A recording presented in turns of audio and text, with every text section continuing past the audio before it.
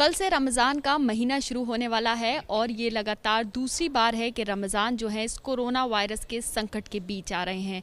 पिछली बार भी हमने देखा था कि मस्जिदों में नमाज नहीं हुई, लोगों ने एहतियात भी बरती और पिछली बार तो हमने देखा था कि लॉकडाउन ही था। लेकिन इस बार लॉकडाउन नहीं है, लेकिन एहतियात की बहुत ज़्यादा ज़रूरत है क्योंकि वायरस बहुत तेज़ी से फैल रहा है। और इस बार क्या रमज़ान में ख़ास इंतज़ाम रहेंगे, क्या लोगों के लिए हिदायत रहेगी, उसके बारे में ज़्यादा हम जानेंगे मुफ्ती मुकर्रम अहमद साहब से, जिस वक्त हमारे साथ हैं। सर, सबसे पहले आपसे ये जानूंगी अहमद साहब कि इस बार किस तरह की ख़ास अपील आपने लोगों से की है और क्या ख़ास तैयारियां आप लोग रमज़ान को लेकर करने वाले मस्जिदों में, और लोगों के बीच में क्या ख़ास अपील रहेगी अवेयरनेस के लिए? जो सरकारी गाइडलाइन है उसी के मुताबिक हम कह रहे हैं लोगों से। और बीमारी बहुत फैल रही है। कोविड-19 की जो बीमारी है इसका संक्रमण बहुत फैल रहा है, पुरानी दिल्ली में भी है। अभी मैं आपको बताऊं कि 11 तारीख की बात है, 2-3 दिन पहले संडे को जो दिल्ली गेट कब्रिस्तान है वहाँ इतने जनाजे पहुँचे हुए थे कि बुकिंग नहीं थी। हमारे एक मिलने वाले, उनका संडे को दोपहर को इंतकाल हुआ। वो कब्रिस्तान गए तो कब्रिस्तान वालों ने कहा आज की बुकिंग नहीं है, कल आओ। ये हाल है, कब्रिस्तान हो, शमशान घाट हो। हमारे एक मिलने वाले का इंतकाल हो गया, औरत का, आज ही। तो वो जो नहलाने वाली औरत आई थी वो कह रही थी कल शाम से आज तक सुबह 10 बजे तक मैं 11 औरतों को नहला चुकी हूँ। बीमारी फैल रही है, इसमें देखिए कोई शक नहीं है।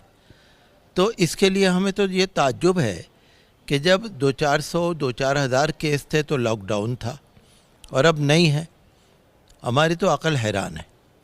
लेकिन इसमें चलिए कोई मजबूरी रही होगी, हमें ख़ुद इसकी एहतियात करनी है। हम लोगों से कह रहे हैं कि आप नियम का पालन करो, मास्क लगाओ, हाथ धोते रहो, सैनिटाइज करो, डिस्टेंस रखो, हाथ न मिलाओ। जब आप मस्जिद में आए मास्क लगा के रहें। इस वक्त तो मैं आपकी वजह से हटाया हुआ हूँ, तो नमाज भी हम पढ़ाते हैं तो मास्क लगा के। मैं जानना चाहूँगी अहमद साहब कि कल से रमज़ान शुरू है तो मस्जिद में किस तरह के प्रोटोकॉल्स जो हैं वो फॉलो करने के लिए कहा जा रहा है, क्योंकि जैसे हमने देखा कि शाही इमाम बुखारी जो हैं उन्होंने ये अपील भी की है लोगों से कि कम तादाद में मस्जिद में पहुँचें। तो अगर फ़तेहपुरी मस्जिद की बात करें, आप यहाँ पर रहते हैं, तो यहाँ किस तरह के इंतज़ाम की आप देख रेख कर रहे हैं और आगे और मस्जिदों के लिए क्या हिदायत आप बातचीत कर रहे हैं? नहीं, पिछले फ्राइडे में भी और उससे पहले फ्राइडे में भी हमने ये अपील की है लोगों से।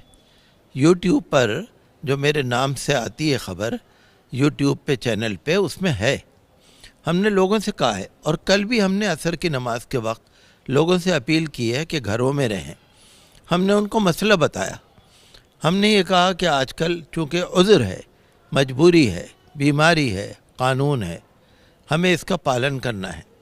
इस वजह से मजबूरी के हालात में ख़ास तौर से जो रमज़ान की नमाज है तरावी, मैंने कहा है घरों में पढ़िए।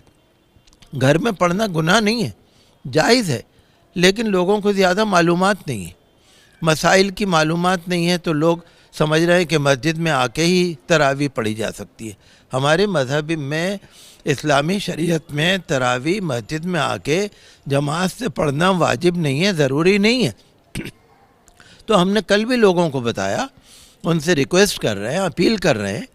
तो हम ये कोशिश कर रहे हैं कि यहाँ लोग कम आएँ, और हमें लगता है कि लोग कम आ भी रहे हैं, लोग इसको मान भी रहे हैं। लेकिन आजकल इतना संक्रमण फैल रहा है ना, मैं तो ये कहूँगा कि जैसे कि आप देख रहे हैं मार्केट पूरी खुल रही है, बहुत परेशानी है। जैसे बच्चों की ऑनलाइन एजुकेशन चल रही है, अब इतनी परेशानियाँ हैं, इतने लोग बीमार हैं। अब बच्चों को ऑनलाइन एजुकेशन में अगर आप रखेंगे और उनके माँ बाप लगे रहेंगे, मेरे सामने की बातें हैं कि बच्चों की क्लास होनी है, कोई बीमार है, कोई हॉस्पिटल में है, कोई डॉक्टर में है। तो इन चीज़ों में मैं समझता हूँ सरकार को ज़्यादा चौकन्ना होने की ज़रूरत है, और 1 महीने के लिए चाहे 2 महीने के लिए यह ऑनलाइन एजुकेशन भी ख़त्म होनी चाहिए। लोगों के अंदर ज़रा राहत मिलनी चाहिए। और हम लोगों को कह भी रहे हैं, मस्जिद के अंदर आपने देखा होगा, जब भी आप आए थे मस्जिद में, मस्जिद के गेट जो हमारे खुले रहते थे आज वो पूरे नहीं खुले। सुबह हमने खोले थे लेकिन थोड़ा सा, ताकि लोगों को पता लगे।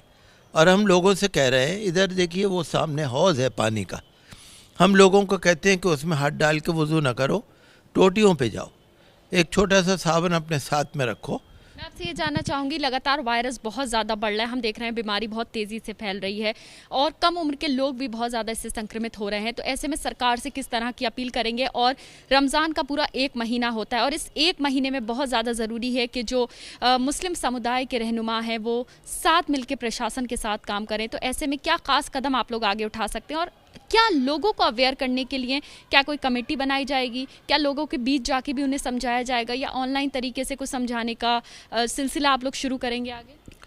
शुरू क्या करना है, 1 साल से कोविड चल रहा है, अब क्या समझाने की ज़रूरत है? अब तो सरकार की गाइडलाइन आएगी, पब्लिक उस पर अमल करेगी। अभी जब 1 साल पहले ये शुरू हुआ था तब परेशानी थी, अब कोई परेशानी नहीं है। सर, हम देख रहे हैं कि बाज़ारों में बहुत ज़्यादा भीड़ अभी भी है, लोग जो हैं काफ़ी ज़्यादा घरों से निकल रहे हैं, उन लोगों के लिए क्या कहना चाहेंगे आप? देखिए, मैं क्या कहूँ आपसे, हम तो यही कह रहे हैं घर में रहो, घर से ना निकलो, लेकिन हमारी सुनता नहीं ना कोई, पब्लिक कोई सुन नहीं रही ना ज़्यादा, पब्लिक तो निकल ही रही है। इसके लिए तो सरकार को ही सोचना पड़ेगा।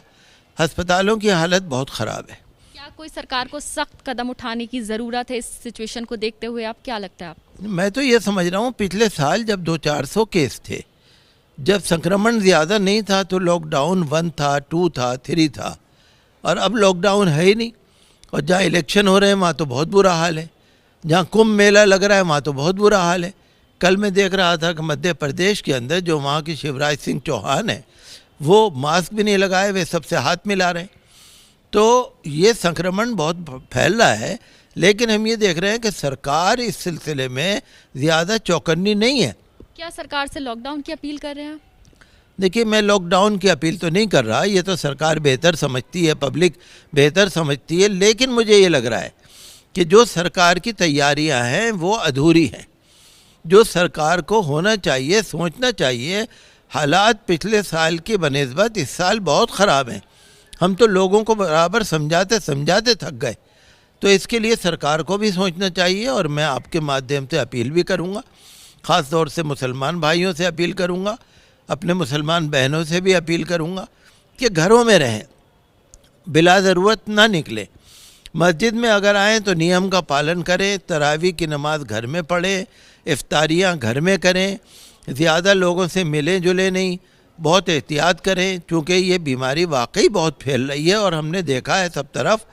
तो हमारी तरफ से ये पूरी कोशिश हो रही है, और मुसलमानों ने जब भी कोई सरकार की गाइडलाइन आई है उस पर पूरा अमल किया है, और अब भी कर रहे हैं, और एहतियात भी कर रहे हैं, और मस्जिदों में एहतियात हो भी रही है, और पब्लिक कम आ भी रही है। हमने लोगों से अपील भी की है, लेकिन इस सिलसिले में अगर सरकार कोई कदम उठाए तो ज़्यादा अच्छा है, चूँकि हालात बहुत ख़राब हो रहे हैं, अस्पतालों की हालत बहुत ख़राब है, और गली कूचे में आप देखिए, सर्वे करके देखिए, बहुत सारी डेथ हो चुकी हैं, हमारे नज़रों के सामने है। तो आखिर और किस चीज़ का इंतज़ार है, हमें पता नहीं। बहुत शुक्रिया हमसे बात करने के लिए। तो आपने सुना किस तरह से मुफ्ती साहब ने लोगों से अपील की है और ख़ास तौर से कड़े शब्दों में लोगों से कहा है कि घरों में रहें, रमज़ान का महीना आ रहा है, इबादत करें, लेकिन घर में रह के करें, तरावी जो है वो भी घर में रह के ही अदा करें।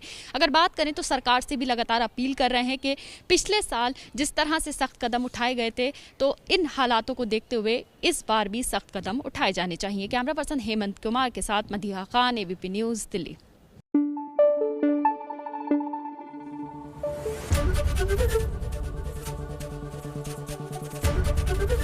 ABP न्यूज़ आपको रखे आगे।